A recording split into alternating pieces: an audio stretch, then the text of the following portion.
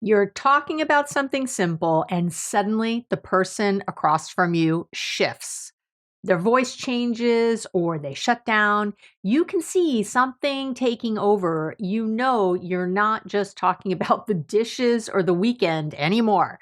You're talking to someone whose nervous system just slammed on the panic button, and now you're stuck in that familiar place. Do you explain? Do you defend? Do you back off? Do you lean in? Well, today you'll learn exactly what's happening during that, which is called emotional flooding, why it happens even when things seem fine, and what you can do to get both of you back on steady ground. So stay tuned. Welcome back. Hey, so nice to have you here today. And emotional flooding is really what we're going to talk about today. And this can I'm going to get real nitty gritty for you before I give you all the tips, as I always do, because this can look like someone going kind of crazy and maybe raging and getting upset, or it can look like them shutting down. So let's talk about it, because I think what gets missed so much is the biology of these things, and then when you hear like kind of the what to do, it's not taking into account the biology, and that's why things get sideways. So, and this is one of those relationship moments that can make you feel confused, angry, rejected, scared. You know, when someone starts emotionally flooding, you might think you caused it, or that you should be able to talk them down with the right words, or talk them out of their withdrawal with the right words. But as I just said, emotional flooding is a biological event, not a communication failure. I want to say this again.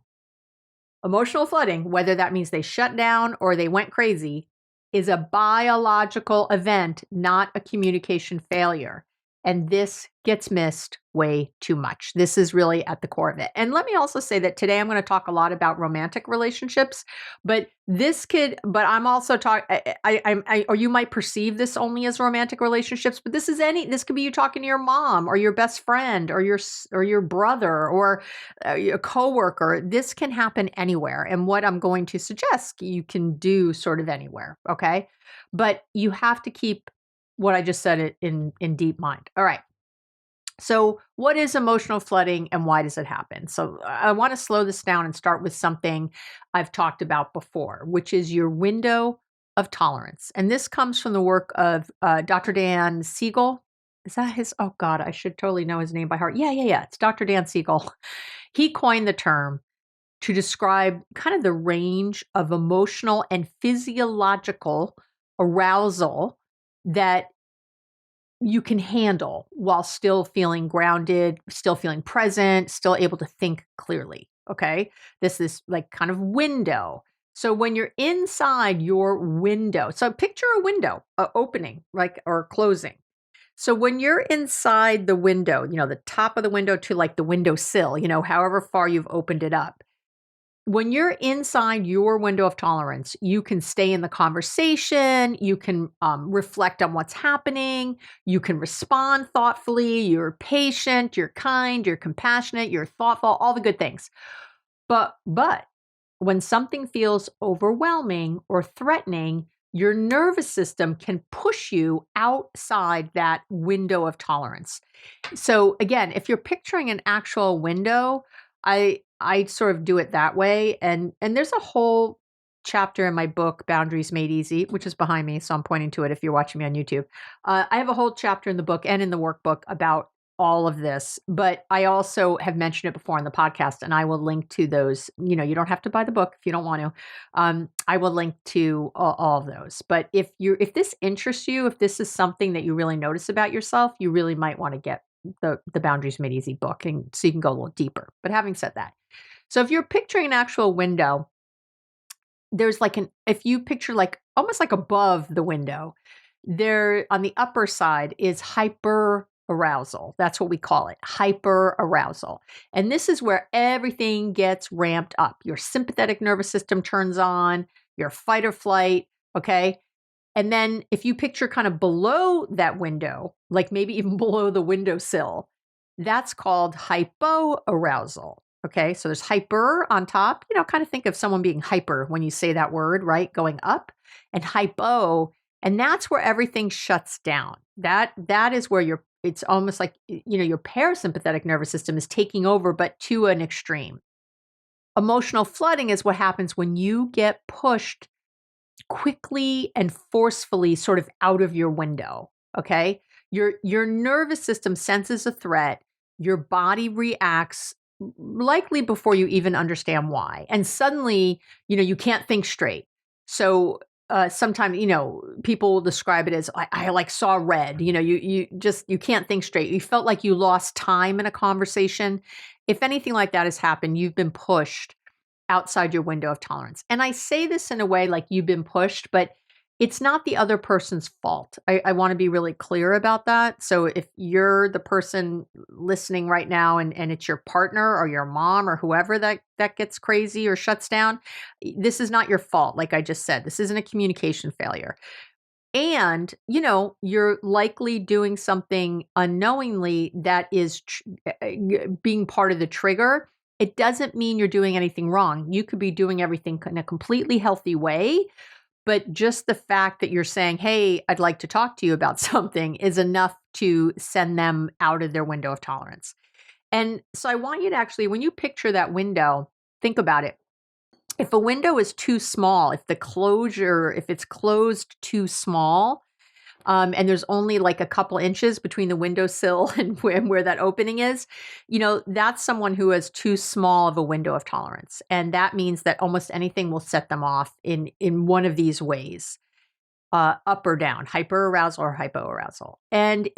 But for some people, your window can be too wide, meaning that you accept way too much. It's like nothing ever bothers you, nothing hits.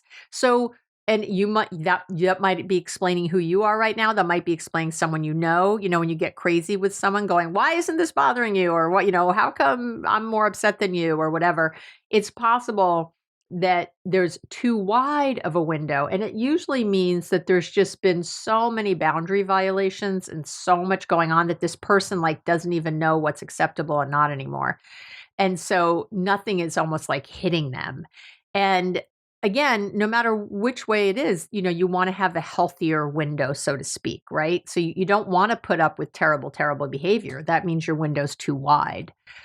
So maybe you've been in a relationship with betrayal of some kind. And this is something I see a lot. And even though the two of you have worked through it, maybe the wrong tone of voice brings up like a familiar jolt in your body. This could be you, right?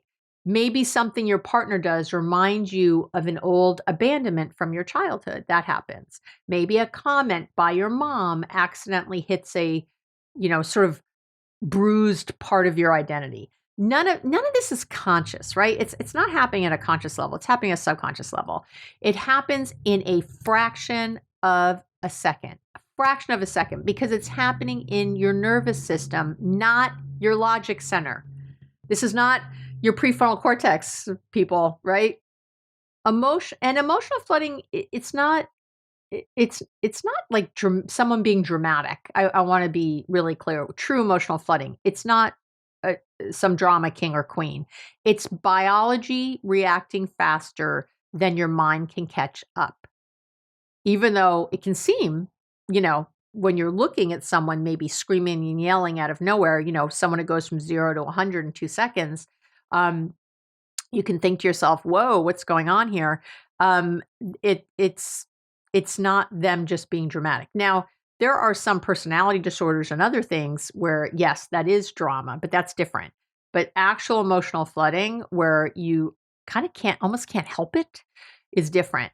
So let's talk about these two ways that flooding can look, this hyperarousal and this hypoarousal. Okay, how do I want to say this? So, all right, so your window of tolerance, it's supported by your autonomic nervous system. Some people call it your automatic nervous system. And again, because that autonomic nervous system runs automatically without your conscious control, salivating, breathing, all that stuff. And it helps your body decide whether you're safe or in danger. And I've talked before about the polyvagal theory. Stephen Porges. I always think I say his name wrong. Porges. Porges. If you know, let me know in the comments. If you are Stephen, I apologize. In polyvagal theory, he talks about how the autonomic nervous system shifts between states of connection, states of like mobilization and shutdown, depending on your perception of a threat, like how it can shift in between things. So hyperarousal, again, hyper, is the mobilization side. I like that word. I'm going to start using that word of the system, okay, of your autonomic nervous system. The hyper is kind of where, things are happening. It's, again, what I said earlier, the fight or flight response. When someone goes into hyperarousal, they aren't choosing anger or intensity.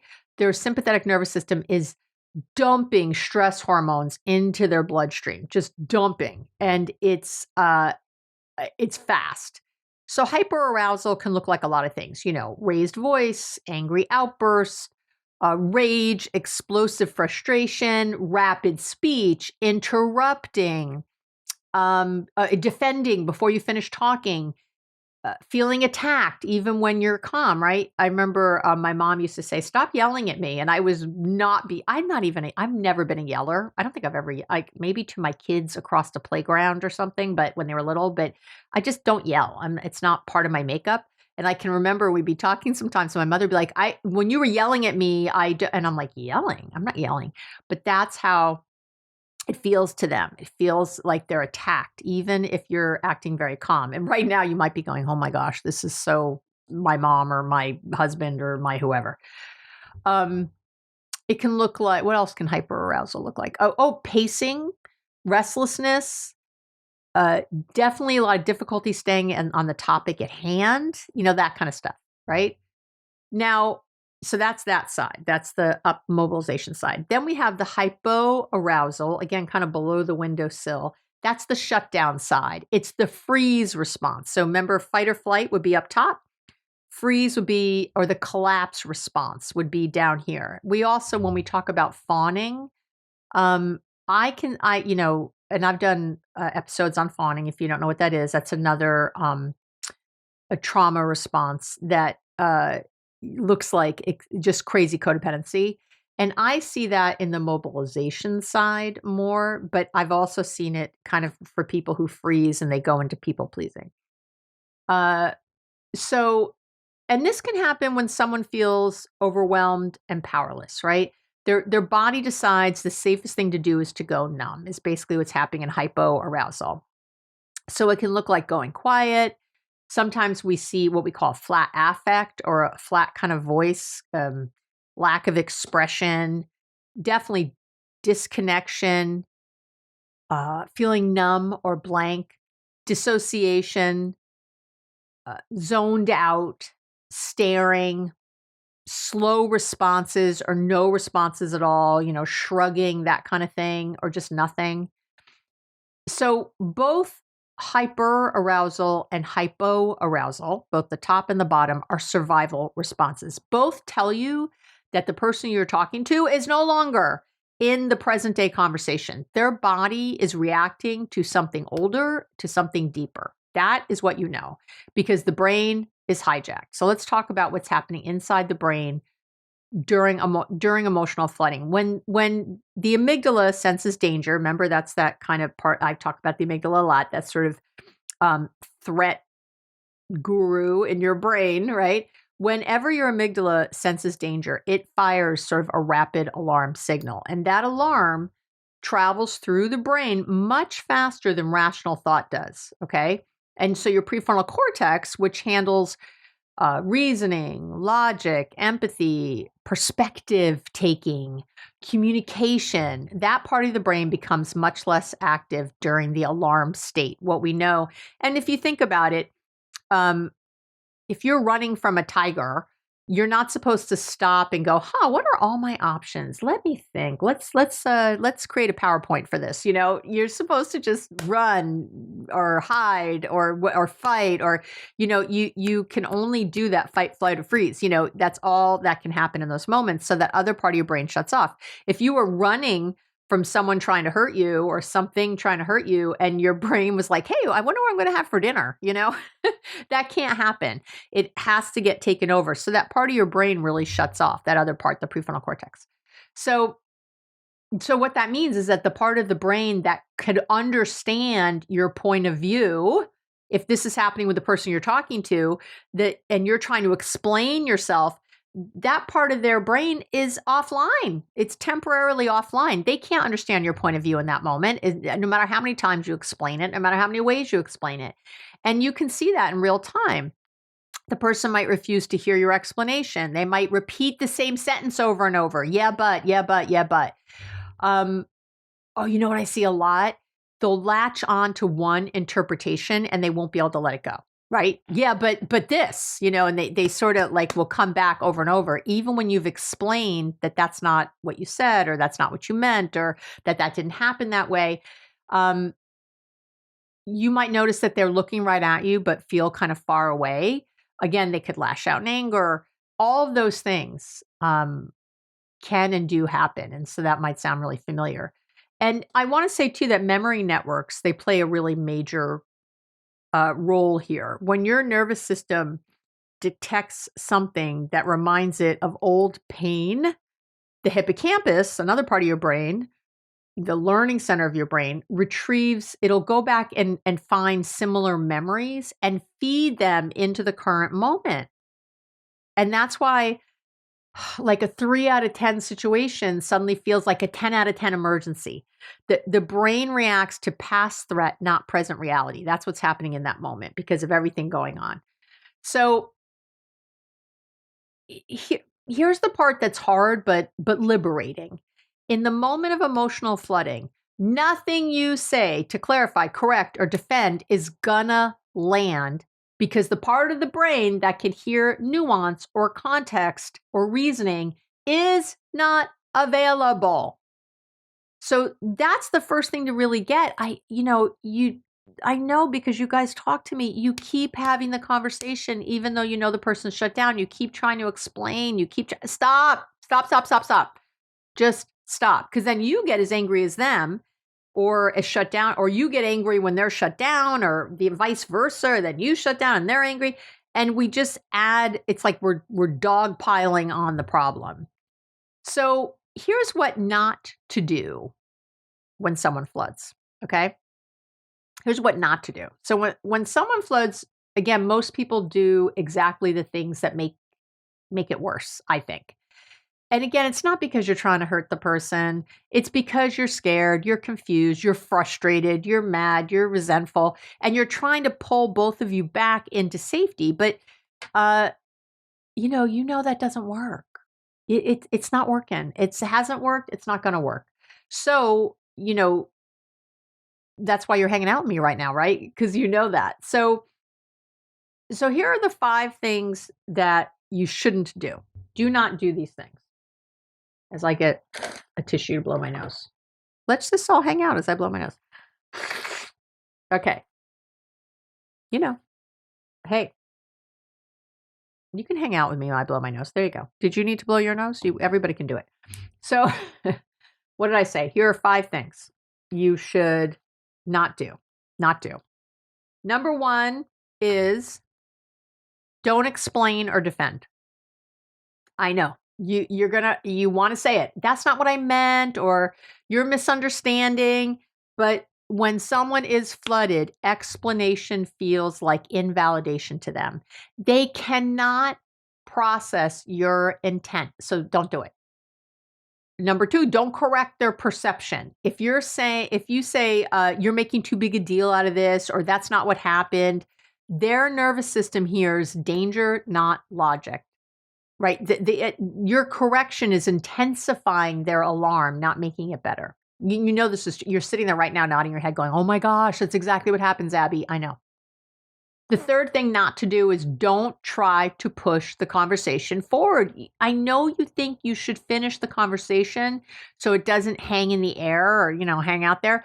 But when the nervous system is in survival mode, pushing to keep talking, it's going to escalate the flooding, not make it better. And again, you already know this is true, even though you keep doing this. I say with love. Number 4 is do not take this personally. I think this is the hardest one. Flooding feels personal, but it's about that person's nervous system reacting to an older injury. That's what that's about. When you internalize their reaction, you end up in your own dysregulation. So we can't have that. So don't do it. And the 5th thing not to do is don't match their intensity. If they get loud and you get loud, or if they shut down and you go cold, the whole interaction becomes 2 nervous systems in distress instead of 1 nervous system in distress. So, you can't think your way through someone's survival state. You can only regulate your way through it. I'm going to say that again. You can't think your way through this. You have to regulate your way through it. Okay? I know, these are like little bumper stickers, aren't they? Abby bumper stickers. We're going to create those maybe in 2026. Okay. So I don't do bumper stickers. You do bumper stickers? I don't like them on my car. All right. So let's talk about what to do instead. What actually works and why. So, and I'm going to give you 5 steps. And there's a lot of things that work, but you know me, I usually do 5 or 3 or 7 or whatever many steps I do. And I took these all from trauma research, polyvagal science, and 40 years of my clinical experience of doing this in all kinds of situations. All right. So again, these aren't the only things, but these are 5 things that would definitely help. Step 1, you have to regulate your own body first. Your job is not to fix the conversation. Your first job is to anchor your body. When someone floods, your body, you might feel a mix of panic, some anger, some helplessness. And if you react from that place, you both spiral. So you need to ground. You want to immediately plant your feet. Plant your feet. I'm serious. Plant your feet. Feel yourself planting your feet. Slow your exhale. Drop your shoulders. Soften your shoulders. Speak slower. Do all those things. Your calm, do a double inhale maybe. Your calm nervous system, it's going to become the external prefrontal cortex. How do you like that? That your calm nervous system is going to be this prefrontal cortex for the 2 of you. This is how co-regulation works. I've talked about co-regulation a lot. Regulated bodies help dysregulated bodies come back into safety. Think about a crying baby. If a caregiver picks it up and starts screaming at it, or moaning with anxiety, or really fearful and shaking, the baby's not going to calm down. But if that caregiver makes eye contact, softens their stance, softens their voice, and soothes, the baby's going to come back online quicker. That's what's going to happen. Co-regulation is huge. It's huge. You're saying with your presence, we're okay. I'm here. You're not alone. That's what you're kind of doing. So that's the first and foremost thing that should be happening. Step 2 is to name what's happening without judgment. We talk about naming a lot. Naming decreases intensity. I've talked about this research so much here on the podcast. We know that naming the feeling, also called affect labeling in the fancy way, we know that reduces amygdala activity, the fear part of your brain activity. It reduces activity in the amygdala and increases activity in your prefrontal cortex. Again, the part of you that can think. So it calms your fear brain while helping your thinking rational brain come back online. So when you name the emotion gently, you help yourself and you help the person orient to the present moment instead of kind of that old memory their body's reacting to, right? So some things you can try. I'm noticing this feels really big for you right now. You could say, it seems like something just hit your system real fast. I can see your body reacting. Let's slow this down for a second. All of those are good. Something in this hit hard. I'm here and I want to understand. I'm noticing a shift in you. We don't have to push through this right now. I think of some more. I know you guys like the examples. I hear how intense this feels for you. Let's pause. Let's get our footing together. I can see this landed in a really tender place is another thing you can say. It looks like this stirred something up really fast. Let's slow down together. This feels like a lot right now. I'm here and we can take a minute. It feels like something got activated. You're safe with me and we can slow this down.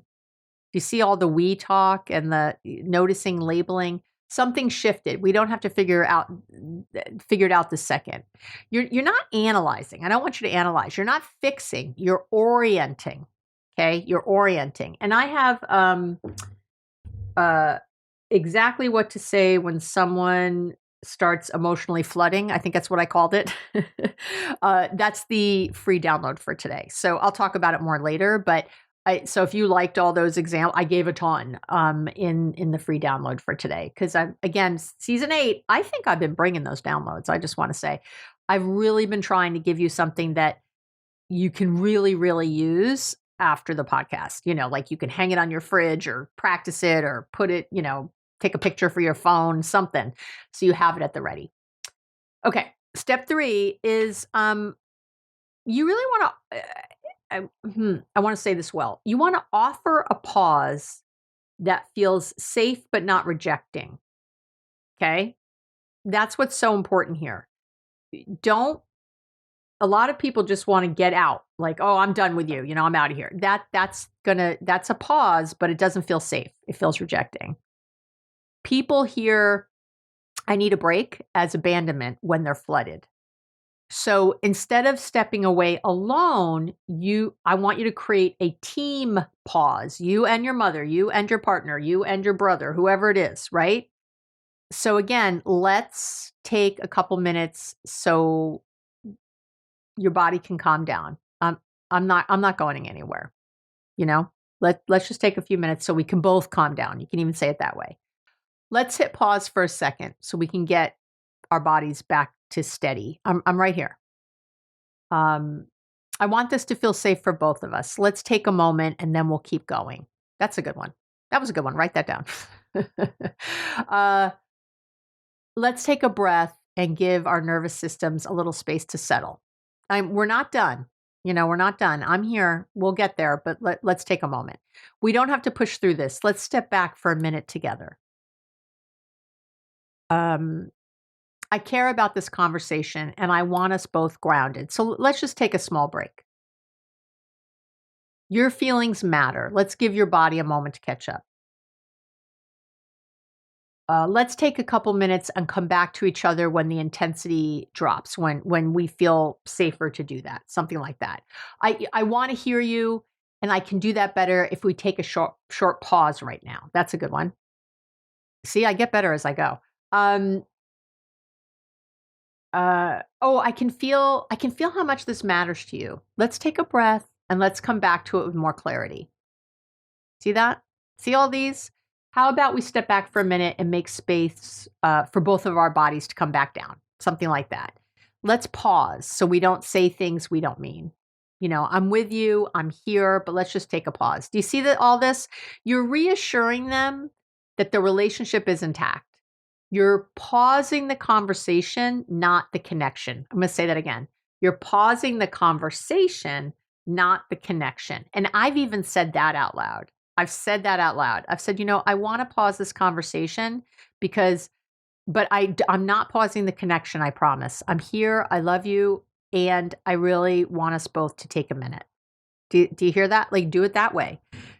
When you come from that place, people feel it. And even if they don't feel it right away, if you stay in that place, they ultimately will come around.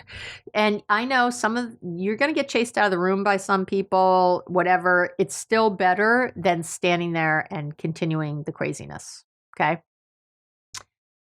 Step 4 is, to use a regulating strategy together. This is where a lot of people, I think, accidentally sound bossy or patronizing. So you don't want to say, well, you need to go for a walk, right? You want to join them. You want to go for a walk together. You want to make it collaborative. Why don't we both take a double inhale together? Let's step outside for a minute and get some fresh air. Together, right? Let's sit down for a second and let's just put our feet on the floor. Let's sit down and for a second and put our feet on the floor. You're giving their nervous system something it can respond to. You're keeping the connection alive while you're helping sort of the body come home. Do you see that? And you might go right to this. You might skip the other steps and just do this. It works really well. You don't I'm saying these as step 1 through 5, but you can pick any one of them. You can jump around, whatever really works, something that feels authentic to you. And there's a lot of options you can do in these moments that really work. Again, mostly you want to have a slow exhale that's longer than an inhale, however you do that. I love the double inhale and the long exhale.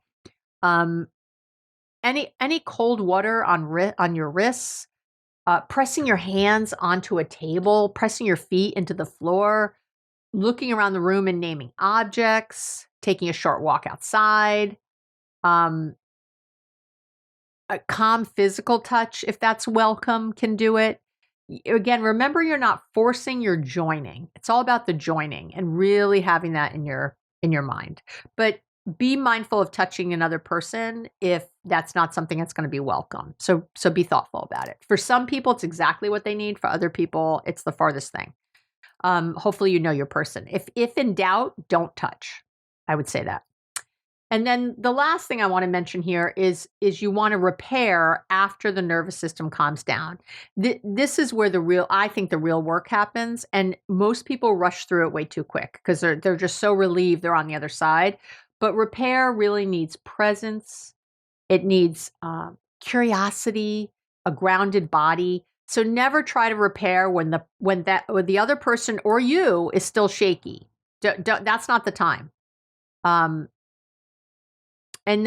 But when you're both on more solid ground, you can say like, hey, what came up for you back there? Can you tell me more about that? I love, can you tell me more? That's my favorite.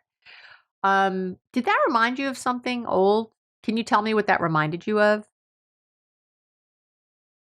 It seemed like you felt attacked. What did you feel? What did your body interpret as danger? What did you think felt dangerous about what I said? Something like that.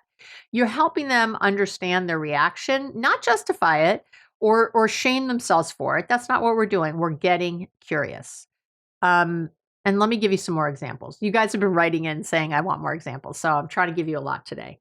Some examples of how repair can look are to say things something like, you didn't do anything wrong.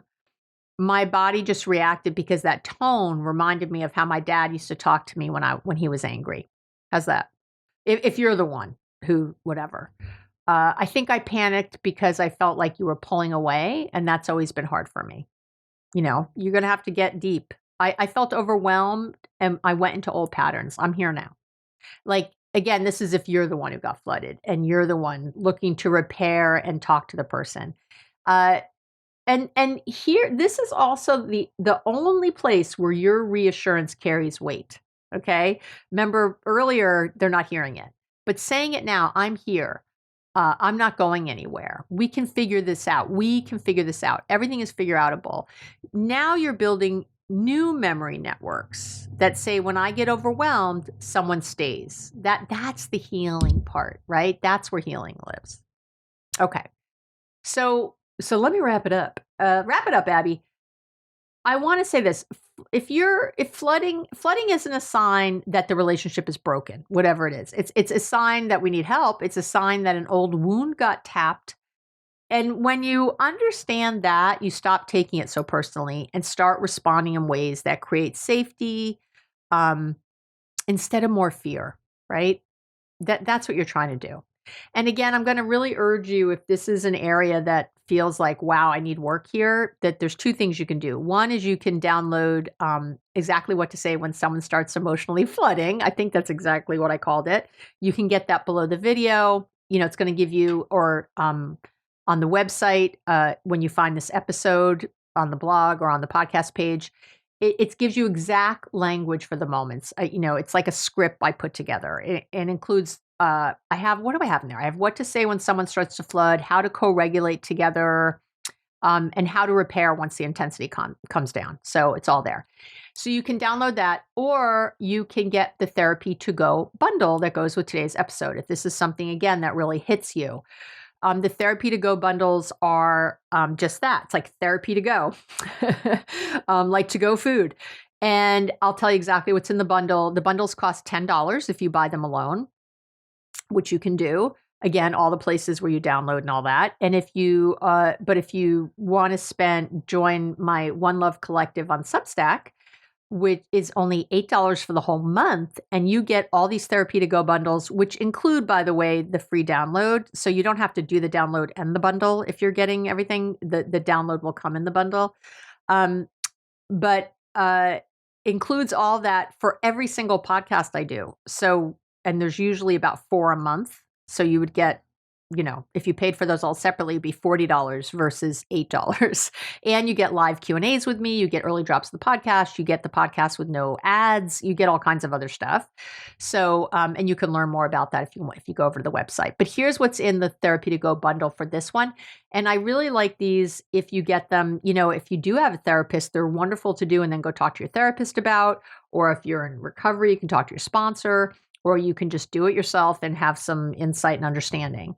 Or you can do it if you're in the Substack community and talk about it in the Substack community, whatever works for you. So I have a flooding map where I help you map out all this stuff. And if this is someone who does this, you could always give them that. I created a window of tolerance tracker. I created a co-regulation playbook, which is basically a guide for staying connected when one of you floods. I have flooding repair conversations.